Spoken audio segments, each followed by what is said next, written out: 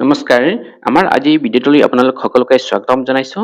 আজিৰ ভিডিঅ'টোত আমি আলোচনা কৰিবলৈ গৈছোঁ meaning of data and data interpretation, অৰ্থাৎ তথ্য আৰু তথ্যৰ বিশ্লেষণ কি বা ইয়াৰ অৰ্থ কি তাৰ বিষয়ে আলোচনা কৰিম।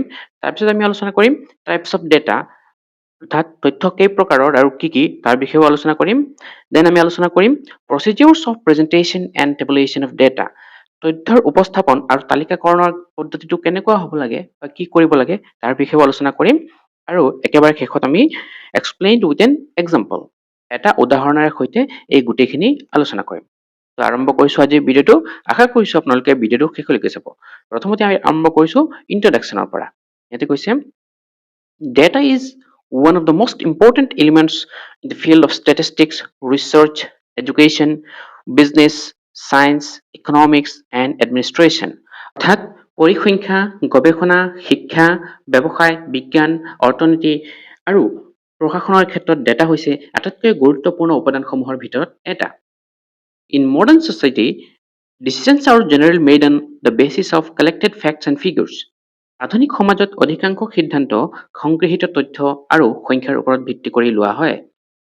These facts and figures are known as data. এই তথ্য আৰু সংখ্যাবোৰকেই একেলগে ডেটা বুলি কোৱা হয়। Raw data alone cannot provide meaningful conclusions unless properly organized and interpreted. এই কেঁচা ডাটা সুসংগঠিতভাৱে আমি ব্যাখ্যা নকৰিলে ই অৰ্থপূৰ্ণ সিদ্ধান্ত দিব নোৱাৰে। ডেটা আমাৰ দৈনন্দিন জীৱনৰ এক অবিচ্ছেদ্য অংশ। বিদ্যালয়ৰ ফলাফলৰ পৰা আৰম্ভ কৰি আমাৰ একেবাৰে জনসংখ্যাৰ সংখ্যা, বাণিজ্যিক লাভ লোকচান, চিকিৎসাৰ ৰিপৰ্ট, এই সকলোবোৰ ডেটাৰ উদাহৰণ। যিকোনো বৈজ্ঞানিক বা সামাজিক অনুসন্ধান সঠিক তথ্য সংগ্ৰহ কৰাটো অতি প্ৰয়োজন। কিন্তু কেৱল তথ্য সংগ্ৰহ কৰিলেই নহয়, সেই তথ্য আমি সঠিকভাৱে সজাই বিশ্লেষণ কৰিলেহে উপযোগী সিদ্ধান্ত পোৱা যাব। Presentation and tabulation of data are necessary for systematic analysis. সেয়ে ডাটাৰ উপস্থাপন আৰু তালিকাকৰণ পদ্ধতিগত বিশ্লেষণৰ বাবে অতি প্ৰয়োজনীয়। Proper interpretation helps researchers, teachers, administrators, and students understand information clearly. সঠিক ব্যাখ্যাই গৱেষক, শিক্ষক, প্ৰশাসক আৰু শিক্ষাৰ্থীক তথ্য স্পষ্টভাৱে বুজিবলৈ সহায় কৰে। Statistical methods simplify complex information and make comparison easier. পৰিসংখ্যাগত পদ্ধতিয়ে জটিল তথ্য সহজ কৰি তোলে আৰু তুলনা সহজ কৰে। The study of data and its interpretation is an essential part of statistics and research methodology. Data আৰু ইয়াৰ উপস্থাপনৰ অধ্যয়ন পৰিসংখ্যা আৰু গৱেষণা পদ্ধতিৰ এক অত্যন্ত গুৰুত্বপূৰ্ণ অংশ। যদি বিস্তৃত পৰিমাণৰ তথ্য কোনো সুসংগঠিত ৰূপত নাথাকে, তেন্তে সেই তথ্য বুজা আৰু বিশ্লেষণ কৰাটো কঠিন হয়। কিন্তু টেবল, চাৰ্ট বা গ্ৰাফৰ সহায়ত তথ্য উপস্থাপন কৰিলে সেইবোৰ আমি সহজে বুজি পাওঁ। এই কাৰণে ডেটা উপস্থাপন আৰু তালিকাকৰণ শিক্ষা আৰু গৱেষণাত বিশেষ গুৰুত্ব বহন কৰে। ঠিক আছে, এইখিনি আছিলে ইয়াৰ থুলমূল ইন্ট্ৰডাকশ্যন। এতিয়া আমি প্ৰথমে আলোচনা কৰিম meaning of data and data interpretation. ইয়াতে কৈছে the word data is the plural form of the Latin word datum. Data শব্দটো লেটিন ভাষাৰ datum শব্দৰ বহুবচন ৰূপ। Data refers to individual pieces of factual information collected for analysis and interpretation. Data বুলিলে বিশ্লেষণ আৰু ব্যাখ্যাৰ বাবে সংগৃহীত বাস্তৱ তথ্যসমূহক বুজায়। It is the raw information from which statistical conclusions are drawn. ই হৈছে কেঁচা তথ্য যাৰ ওপৰত পৰিসংখ্যাগত সিদ্ধান্ত গ্ৰহণ কৰা হয়। ডেটা হৈছে কোনো বিষয়ে সংগৃহীত মৌলিক তথ্য। উদাহৰণস্বৰূপে যদি আমি ক'ব যাওঁ, বিদ্যালয়ত শিক্ষাৰ্থীৰ নম্বৰ, চিকিৎসালয়ত ৰোগীৰ স্বাস্থ্য তথা চৰকাৰৰ জনগণনা, এই সকলোবোৰ আমি ডেটাৰ উদাহৰণ ক'ব পাৰোঁ। এই তথ্যসমূহ বিশ্লেষণ কৰি বিভিন্ন সিদ্ধান্ত লোৱা হয়। Data may include measurements, scores, survey responses, population figures, attendance record, and test results. ডেটাৰ ভিতৰত পৰিমাপ, নম্বৰ, সমীক্ষাৰ উত্তৰ, জনসংখ্যাৰ তথ্য, উপস্থিতিৰ ৰেকৰ্ড আৰু পৰীক্ষাৰ ফলাফল অন্তৰ্ভুক্ত হ'ব পাৰে। In simple language, data means raw facts and figures. সহজ ভাষাত যদি আমি ক'ব যাওঁ, ডেটা মানে হৈছে কেঁচা তথ্য আৰু কিছুমান সংখ্যা। For examples, include names, numbers, dates, time, prices, and weights. উদাহৰণস্বৰূপে যদি আমি ক'ব যাওঁ, নাম, সংখ্যা, তাৰিখ, সময়, মূল্য বা ওজন, এনেকুৱা ধৰণৰ বিভিন্ন ধৰণৰ আমি উদাহৰণ ল'ব পাৰোঁ। যিকোনো তথ্য যাক সংগ্ৰহ কৰিব পাৰি তাকেই আমি ডেটা বুলি কওঁ। এই ডেটা কেতিয়াবা সংখ্যাগত হয়, যেনে নম্বৰ বা বয়স, আৰু কেতিয়াবা বৰ্ণনামূলক হয়, যেনে ৰং বা মতামত। ডেটাই বাস্তৱ পৰিস্থিতিৰ বিষয়ে সঠিক জ্ঞান লাভ কৰাত আমাক সহায় কৰে। Data forms the foundation of statistical investigation and scientific research. Data হৈছে পৰিসংখ্যাগত অনুসন্ধান আৰু বৈজ্ঞানিক গৱেষণাৰ মূল ভিত্তি। Without data, statistical analysis and scientific conclusions are impossible. Data অবিহনে পৰিসংখ্যাগত বিশ্লেষণ আৰু বৈজ্ঞানিক সিদ্ধান্ত সম্ভৱপৰ নহয়। Data interpretation is an important part of everyday life and research. ডেটাৰ ব্যাখ্যা দৈনন্দিন জীৱন আৰু গৱেষণাৰ এটা গুৰুত্বপূৰ্ণ অংশ। বিজ্ঞান, চিকিৎসা, শিক্ষা, কৃষি, ব্যৱসায় আদি সকলো ক্ষেত্ৰতেই আমাৰ ডেটাৰ প্ৰয়োজন হয়। উদাহৰণস্বৰূপে বতৰ বিভাগে সংগৃহীত ডেটা বিশ্লেষণ কৰি আগজাননী দিয়ে। সেইদৰে বিদ্যালয়ত শিক্ষাৰ্থীৰ ফলাফল বিশ্লেষণ কৰি শিক্ষণ পদ্ধতি উন্নত কৰা হয়। ঠিক আছে? নেক্সট আমি চাম data interpretation. Data interpretation means understanding and explaining collected data in a meaningful manner. ডাটাৰ ব্যাখ্যা বা বিশ্লেষণ মানে হৈছে সংগৃহীত তথ্যক অৰ্থপূৰ্ণভাৱে বুজা আৰু বিশ্লেষণ কৰা। It involves collection, organization, analysis, presentation, and drawing conclusions. ইয়াত তথ্য সংগ্ৰহ, সজোৱা, বিশ্লেষণ, উপস্থাপন আৰু সিদ্ধান্ত গ্ৰহণ অন্তৰ্ভুক্ত থাকে। Interpretation helps identify patterns, relationships, and trends in data. ব্যাখ্যাই বা বিশ্লেষণে তথ্যক থকা কিছুমান ধৰণ বা সম্পৰ্ক আৰু প্ৰৱণতা চিনাক্ত কৰাত আমাক সহায় কৰে। It converts raw facts into useful information. ই কেঁচা তথ্যক এটা উপযোগী তথ্যত ৰূপান্তৰ কৰে। ধৰা হওক বিদ্যালয়ৰ পৰীক্ষাৰ ফলাফল বিশ্লেষণ কৰা হৈছে। যদি দেখা যায় অধিকাংশ শিক্ষাৰ্থীয়ে গণিতত কম নম্বৰ পাইছে, তেন্তে শিক্ষকে সেই বিষয়ত অধিক গুৰুত্ব দিব পাৰে। এই ধৰণে বিশ্লেষণ আৰু সিদ্ধান্ত লোৱাৰ প্ৰক্ৰিয়াক ডেটা ব্যাখ্যা বুলি কোৱা হয়। নেক্সট আমি চাম টাইপছ অফ ডেটা। কি কি প্ৰকাৰৰ ডেটা আছে? There are 6 major types of data. প্ৰধানকৈ 6টা ডেটাৰ প্ৰকাৰ আছে। সেইকেইটা হ'ল qualitative data, quantitative data, continuous data, discrete data, primary data and secondary data. এই 6টাৰ বিষয়ে আমি এতিয়া ডিটেইলছত আলোচনা কৰিম। প্ৰথমে এইকেইটাৰ বিষয়ে থুলমূলকৈ চাই লওঁ।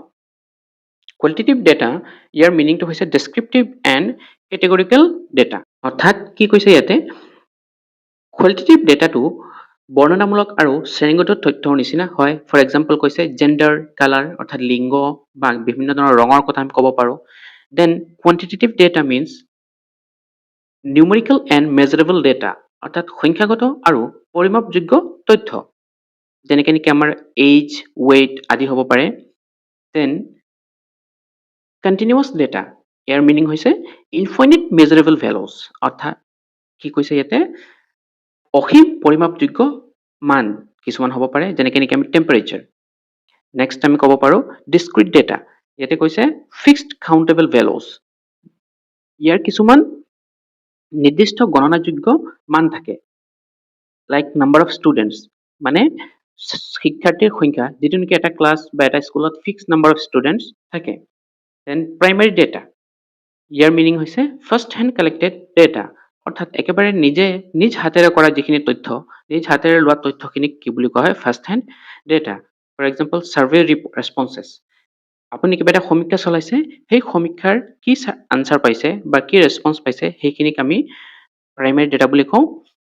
And last one is secondary data, year meaning হৈছে অলৰেডি কালেক্টেড ডেটা, মানে আগতেই যোনবিলাক কোনোবাই লৈ থৈছে, আপুনি সেইবিলাক খালি ইণ্টাৰপ্ৰেট কৰিছে সেই ডাটাখিনিক, তেনেকুৱা ধৰণৰ ডাটাক কি বুলি কয়, ছেকেণ্ডেৰী ডেটা। ফৰ এক্সাম্পল কৈছে চেঞ্চাছ ৰিপৰ্ট, অৰ্থাৎ জনগণনাৰ যিটো তথ্য, যিটো নেকি ধৰক আমাৰ 2011 যিটো চেঞ্চাছ হৈ গৈছে, সেই চেঞ্চাছৰ তথ্যৰ ভিত্তিত আপুনি যদি কিবা এটা কাম কৰিছে, তেতিয়া সেইটো হ'ব ছেকেণ্ডেৰী ডেটা। ঠিক আছে, এতিয়া আমি নেক্সট চাম ইয়াৰ এটা এটাকে। এতিয়া আমি এই টাইপছ কেইটাৰ বিষয়ে ইন ডিটেইলছ আলোচনা কৰিম। প্ৰথমে আমি কোৱালিটেটিভ ডেটাৰ পৰা আৰম্ভ কৰিছোঁ।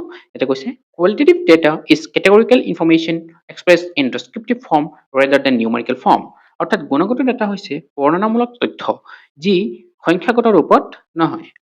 It describes qualities, characteristics, or attributes of persons or objects. ই ব্যক্তি বা বস্তুৰ গুণ, বৈশিষ্ট্য অথবা ধৰ্মৰ বৰ্ণনা কৰে।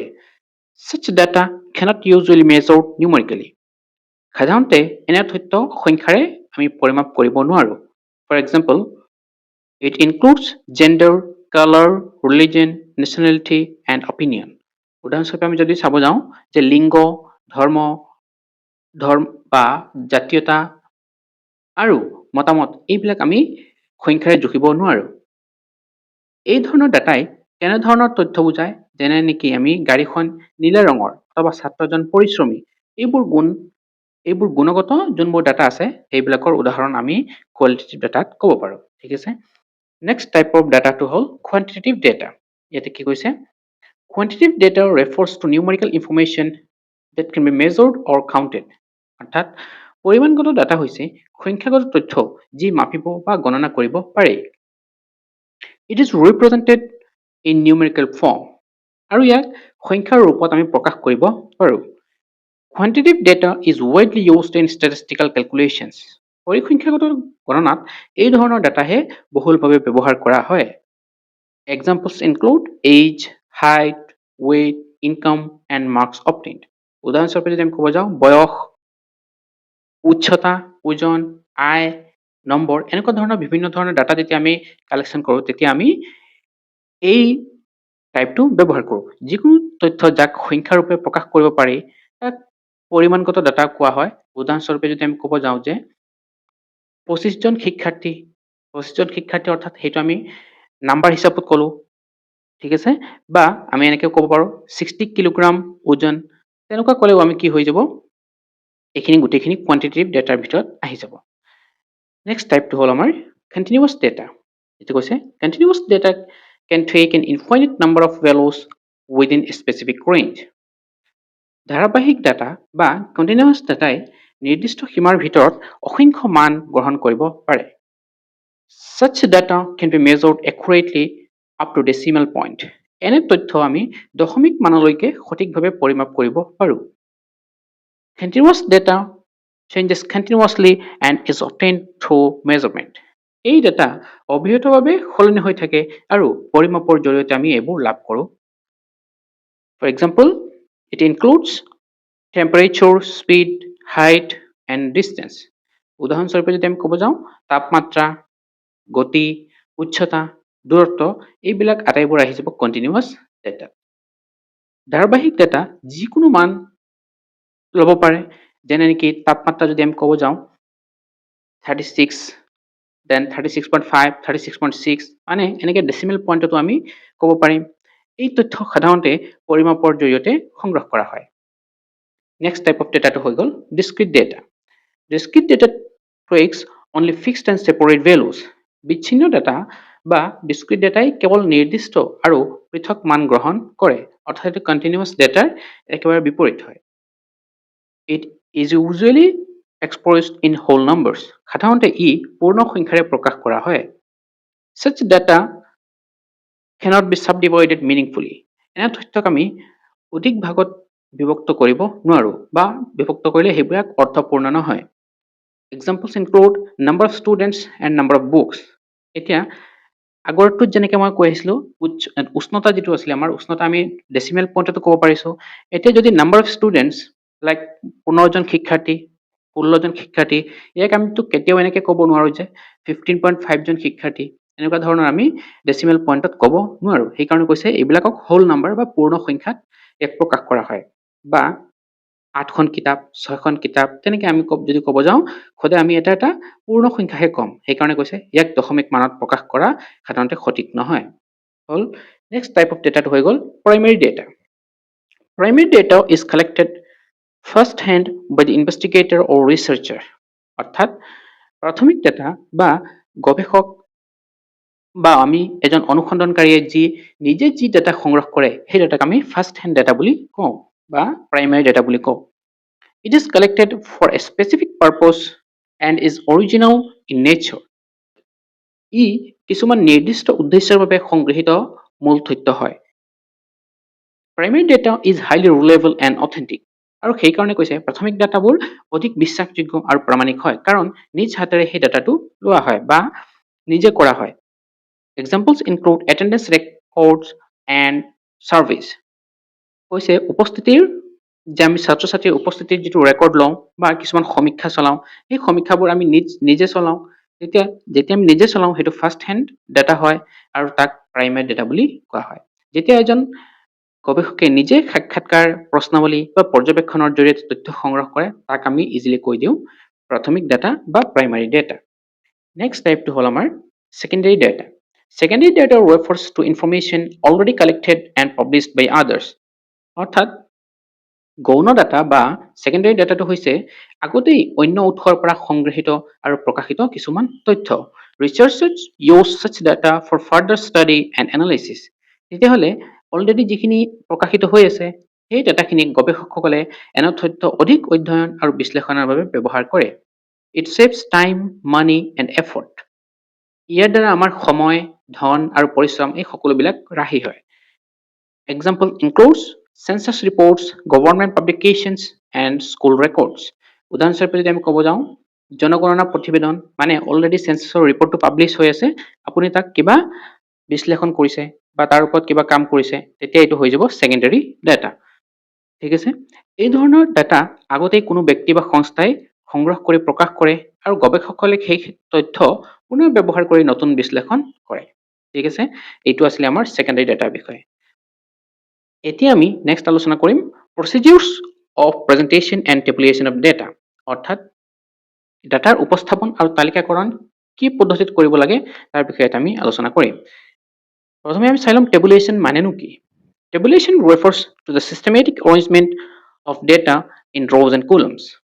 তালিকাকৰণ মানে হৈছে তথ্যসমূহক শাৰী আৰু কিছুমান স্তম্ভত আমি সুবিধাভাৱে সজাই লওঁ, তেনেকুৱাবোৰক কি বুলি কৈছে tabulation. It is also called tabular presentation of data, আৰু ইয়াক আন এটা নামেৰেও জানো, সেইটোৰ নাম হ'ল tabular presentation. Tabulation presents large information in a simple and organized form. তালিকাকৰণে বৃহৎ পৰিমাণৰ তথ্যক সহজ, স্পষ্ট আৰু এক সুসংগঠিত ৰূপত উপস্থাপন কৰে। It helps in comparison, understanding and analysis. ই তথ্যৰ তুলনা, বুজাবুজি আৰু বিশ্লেষণত আমাক সহায় কৰে। যেতিয়া বহু তথ্য একেলগে থাকে তেতিয়া সেইবোৰ বুজিবলৈ আমাৰ অসুবিধা হয়, কিন্তু যদি তথ্যবোৰ টেবুল আকাৰত শাৰী আৰু স্তম্ভত সজোৱা হয় তেন্তে সেই তথ্য বুজা যায়।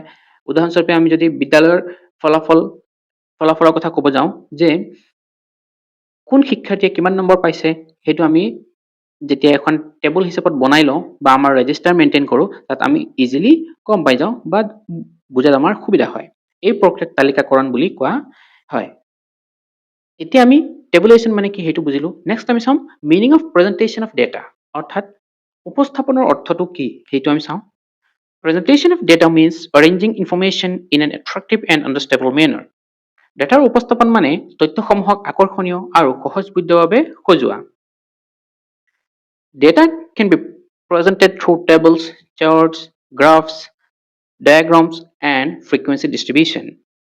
এই তথ্যবোৰ আমি কিছুমান চাৰ্ট, গ্ৰাফ, ডায়াগ্ৰাম বা ফ্ৰিকুৱেঞ্চি ডিষ্ট্ৰিবিউশ্যন টেবুলৰ সহায়ত আমি উপস্থাপন কৰিব পাৰোঁ। Proper presentation includes clarity and communication. আৰু সঠিক উপস্থাপনে তথ্যৰ স্পষ্টতা আৰু যোগাযোগ বৃদ্ধি কৰে। ঠিক আছে, নেক্সট আমি আলোচনা কৰিম steps in presentation and tabulation. Presentation আৰু টেবুলেশ্যনত কি কি steps মানি চলিব লাগে। ফাৰ্ষ্ট ষ্টেপটো হ'ল determination of range, then next ষ্টেপটো হৈছে determination of class interval, then third one is content of frequency distribution table. ইয়াতে আকৌ কি কি বস্তু ইনক্লুড থাকে, writing the classes, tally the score, frequency and total frequency. অৰ্থাৎ এই কিছুমান ষ্টেপ আমি এতিয়া নেক্সট শ্লাইডত আমি আলোচনা কৰিম। এইখিনি বিষয়ে কেনেকৈ আমি ডিটাৰমাইন কৰোঁ ৰেঞ্জ, কেনেকৈ আমি ক্লাছ ইণ্টাৰমিন ডিটাৰমাইন কৰোঁ, দেন ফ্ৰিকুৱেঞ্চি টেবুলখন আমি কেনেকৈ বনাওঁ, সেইখিনি বিষয়ে নেক্সট শ্লাইডত আমি চাম। যদি আমি এইকেইটা ফ'ল' কৰোঁ এই ষ্টেপ কেইটা, তেতিয়া আমাৰ কি হয় কৈছে দিছ ষ্টেপছ হেল্পছ ইন অৰ্গেনাইজিং ৰ' ডাটা চিষ্টেমেটিকেলি। এতিয়া এইবোৰ যদি আমি ষ্টেপ মানি চলি টেবুলেশ্যন কৰোঁ তেতিয়া আমাৰ বস্তুটো বা পদ্ধতিগত আৰু সুসংগঠিত হয়। ঠিক আছে, কেঁচা তথ্যক সুশৃংখল ৰূপত উপস্থাপন কৰিবলৈ কেইবাটাও ধাপ অনুসৰণ কৰিব লাগে। প্ৰথমে আৰম্ভ হয় আমাৰ একেবাৰে ৰেঞ্জৰ বা পৰিসৰ বা বিস্তৃতিৰ পৰা, তাৰপিছত তথ্যবোৰ বিভিন্ন গোটত ভাগ কৰা হয় আৰু একেবাৰে শেষত আমি ফ্ৰিকুৱেঞ্চি টেবুল প্ৰস্তুত কৰোঁ। এই গোটেইখিনি তথ্য আমি এতিয়া কেনেকৈ কৰোঁ আমি এটা এক্সাম্পলৰ সহায়তো অকণমান পিছত চাম। প্ৰথমে আমি ডিটাৰমিনেশ্যন অফ ৰেঞ্জটো চাওঁ। এটা কৈছে range is the difference between the highest score and the lowest score. Range হৈছে সৰ্বোচ্চ মান আৰু সৰ্বনিম্ন মানৰ পাৰ্থক্য। ঠিক আছে, it gives an idea about the spread of data. এইটো আমাক এটা তথ্যৰ বিস্তৃতি বা স্প্ৰেড বা ইয়াৰ পৰিসৰৰ বিষয়ে ধাৰণা দিয়ে। ইয়াৰ ফৰ্মুলাটো হৈছে highest score minus lowest score. মানে একেবাৰে সৰ্বোচ্চ যিটো স্ক'ৰ থাকিব আপোনাৰ ডেটাৰ ভিতৰত বা তথ্যখিনিৰ ভিতৰত, তাৰ পৰা আপোনাৰ লৱেষ্ট স্ক'ৰটো কি কৰি দিব লাগে, মাইনাছ কৰি দিব লাগে। ধৰি লৈছোঁ ফৰ এক্সাম্পল মই যিটো ডাটা লৈছিলোঁ আউট অফ 100 মোৰ যিটো হাইয়েষ্ট স্ক'ৰ আছে সেইটো 55 আৰু লৱেষ্ট স্ক'ৰটো আছে 10, দেন ৰেঞ্জটো কি হ'ব 55 minus 10 equal 45. আমাৰ নেক্সট ষ্টেপটো হৈছে determination of class interval. Class interval is obtained by dividing range by the number of classes.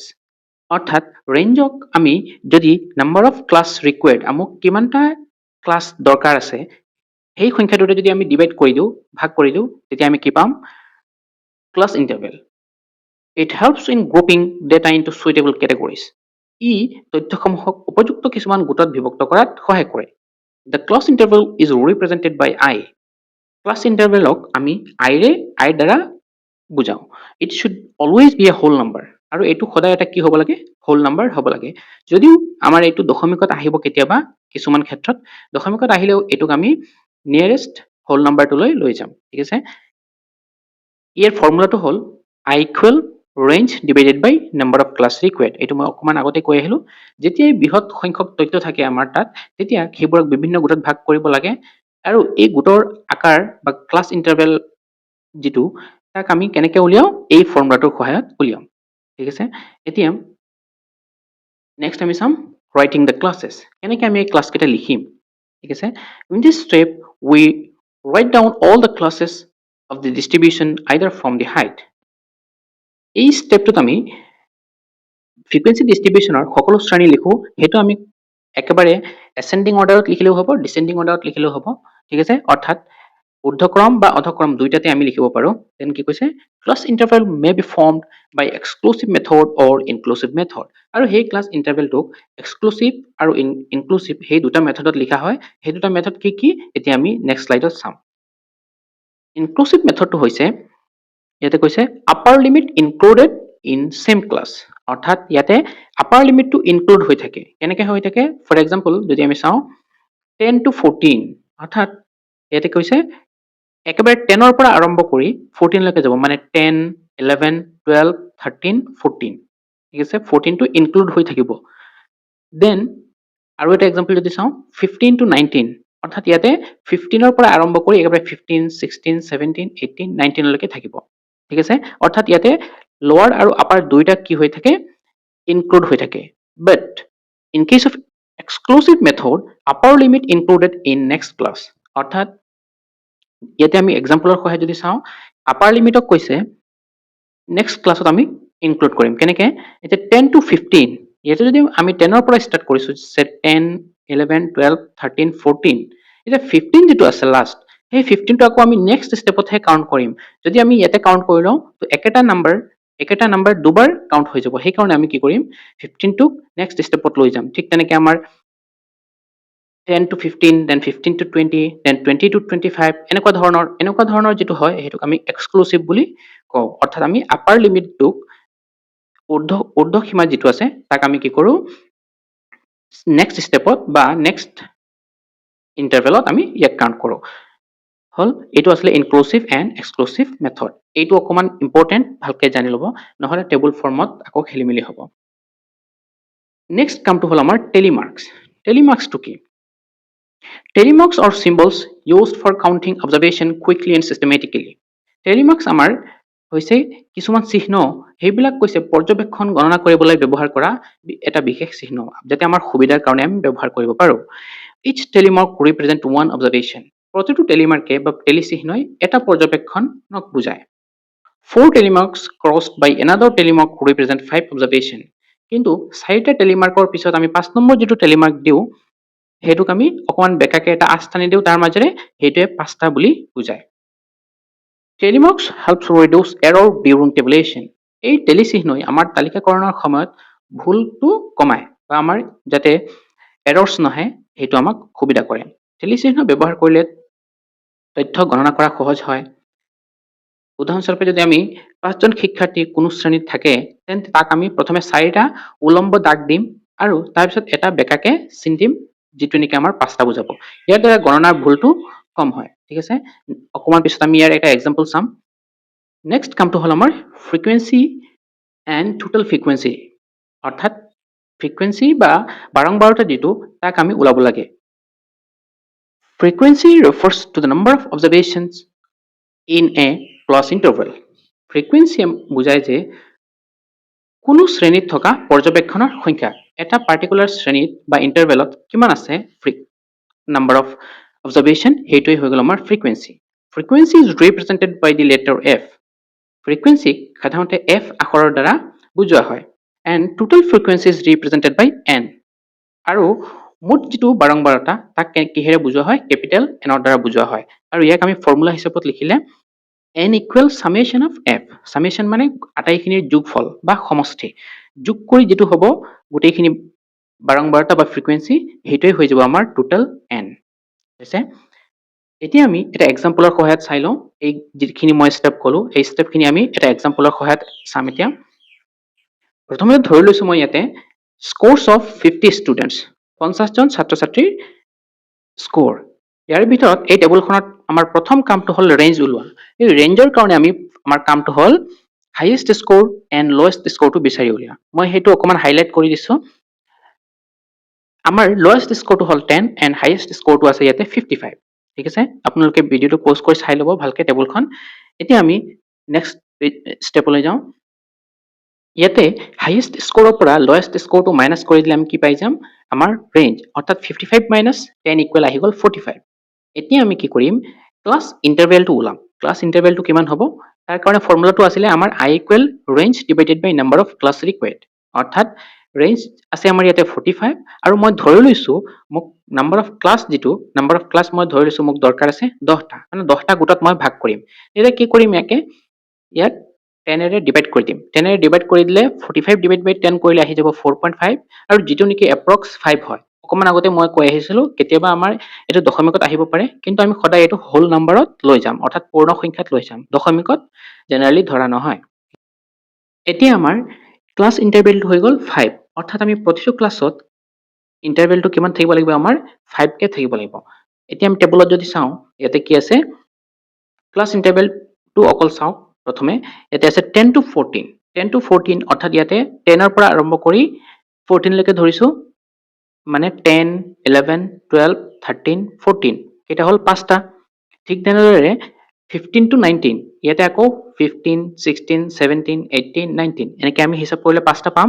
অৰ্থাৎ আমি ইয়াতে ইনক্লুচিভ মেথডটো ইউজ কৰিছোঁ, সেয়ে আপাৰ লিমিট আৰু লোৱাৰ লিমিট দুয়োটা ইনক্লুড হৈ আছে আমাৰ কেলকুলেশ্যনত। ঠিক আছে, দেন আমি বাকী কেইটাও যদি চাওঁ একেধৰণে 20 to 24 ইয়াতো 5টা পাম, 25 to 29 5টা পাম, 30 to 34 ইয়াতো 5টা পাম, 35 to 39 5টা পাম, এণ্ড ছ অন। একেবাৰে 55 to 59 ইয়াতো আমি কেইটা পাম? 5টা পাম। অৰ্থাৎ আমি 10টা ক্লাছত বা ক্লাছ ইণ্টাৰভেলত ভাগ কৰি লৈছোঁ আৰু ক্লাছ ইণ্টাৰভেলটো সিহঁতৰ মাজৰ যিটো ডিফাৰেঞ্চ আছে সেইটো 5-5কে আছে। এতিয়া আমি আকৌ আমাৰ সেই স্ক'ৰৰ যিখন টেবুল আছিলে স্ক'ৰ টেবুলখন যদি চাওঁ ইয়াৰ পৰা আমি চাই কি কৰিম? আকৌ ডাটাখিনি ভৰাম। এইটো যদি আমি চাই লওঁ যে আমাৰ 10 to 14 লৈকে কিমান আছে, তো ইয়াতে যদি আমি চাওঁ মাত্ৰ 2টা পাম। 10 to 14 মাত্ৰ 2টা অবজাৰভেশ্যন পাম। সেইকাৰণে আমি টেলিমাৰ্কছত কি কৰিম? 2 দিম, 2টা আস্থানি দিম ভাৰ্টিকেলি আৰু লগতে ফ্ৰিকুৱেঞ্চিটো লিখি দিম 2। ঠিক তেনেদৰে আমি আকৌ 15 to 19ৰ যিটো ডাটাটো চাওঁ, আকৌ যদি আমি স্ক'ৰটো চাওঁ ইয়াত পাম আমি টোটেল 8টা।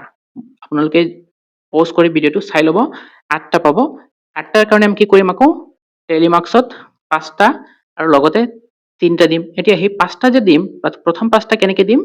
চাৰিটাটো ভাৰ্টিকেলি দিম আৰু এটা আমি ডায়াগনেলি সেইকেইটাক কাটি দিম। সেই চাৰিটা কাটাকে এটা দিম, সেইটো হৈ যাব 5টা আৰু এক্সট্ৰাকে আৰু কেইটা দিম 3টা। তো 5 + 3 হৈ গ'ল 8 আৰু ফ্ৰিকুৱেঞ্চিত লিখিম 8।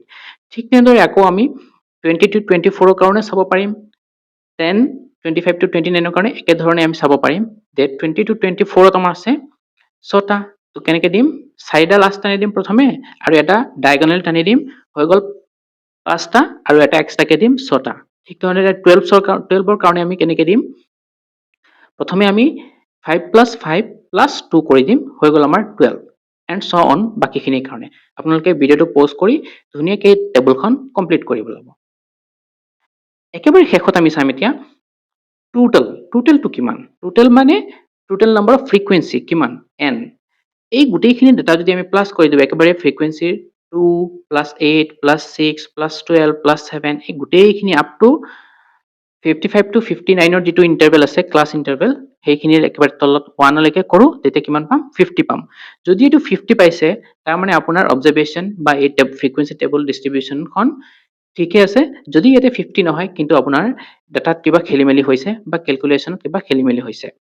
এইকাৰণে অবজাৰভেশ্যনটো ভালকে কৰিব যাতে একেবাৰে শুদ্ধ আহে। এই অবজাৰভেশ্যনখিনি আপোনালোকে আগৰ শ্লাইডটোত চাইহে কৰিব লাগিব। ঠিক আছে? ভিডিঅ'টো পজ কৰি নিজে লাগিলে ডাটাখিনি নিজৰ বহীত লিখি তাৰপিছত মিলাই চাব টেবুলখনত মিলিছে নাই। এই টেবুলখনত আমি শিক্ষাৰ্থীৰ নম্বৰসমূহ বিভিন্ন শ্ৰেণীত ভাগ কৰি লৈছোঁ। টেলি চিহ্ন ব্যৱহাৰ কৰি প্ৰতিটো শ্ৰেণীত কিমান শিক্ষাৰ্থী আছে সেইটোও দেখুৱাইছোঁ আৰু ফ্ৰিকুৱেঞ্চি কলমে সেই সংখ্যাসমূহ স্পষ্টভাৱে প্ৰকাশ কৰিছে। হ'ল? এইখিনি আছিলে আমাৰ আলোচনাৰ বিষয়বস্তু। এতিয়া আমি এই গোটেইখিনি আলোচনাৰ পৰা কি কনক্লুড কৰিব পাৰোঁ যে presentation and tabulation of data is a scientific and systematic process. এই গোটেইখিনিৰ পৰা ক'ব পাৰোঁ যে ডাটাৰ বা তথ্যৰ উপস্থাপন আৰু তালিকাকৰণ হৈছে বৈজ্ঞানিক আৰু পদ্ধতিগত প্ৰক্ৰিয়া। It helps organise large amount of information clearly and effectively. ই বৃহৎ পৰিমাণৰ তথ্য স্পষ্ট আৰু কাৰ্যকৰীভাৱে সংগঠিত কৰাত সহায় কৰে। Frequency distribution tables simplify complex data. Frequency distribution টেবুলে জটিল তথ্যক আমাক সহজ কৰি তোলে, বুজাত সহজ কৰে। Proper interpretation supports decision making and problem solving. সঠিক ব্যাখ্যাই সিদ্ধান্ত গ্ৰহণ আৰু সমস্যা সমাধানত সহায় কৰে। The study of data and its presentation is an important part of statistics and research methodology. Data আৰু ইয়াৰ উপস্থাপনৰ অধ্যয়ন পৰিসংখ্যা আৰু গৱেষণা পদ্ধতিৰ এক অত্যন্ত গুৰুত্বপূৰ্ণ অংশ। ঠিক আছে? ডাটাৰ সঠিক উপস্থাপন আৰু বিশ্লেষণে যিকোনো বিষয় আমাক সহজে বুজিবলৈ সহায় কৰে। পৰিসংখ্যাগত পদ্ধতি ব্যৱহাৰ কৰি জটিল তথ্য সহজ ৰূপত উপস্থাপন কৰিব পাৰি। এইকাৰণে শিক্ষা, গৱেষণা, ব্যৱসায়, প্ৰশাসনত ডাটাৰ বিশেষ গুৰুত্ব আছে।